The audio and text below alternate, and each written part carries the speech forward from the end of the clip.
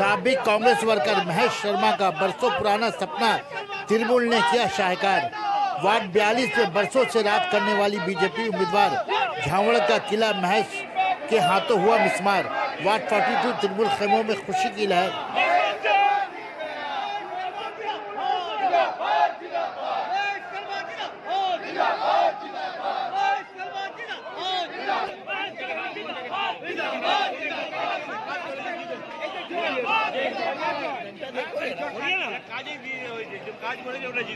जनता जे હોય છે મમતા બેનર્જી જે હોય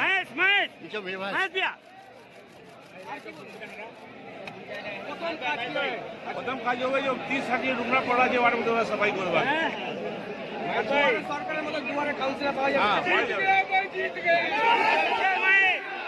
जीत गए भाई जीत गया भाई जीत अरे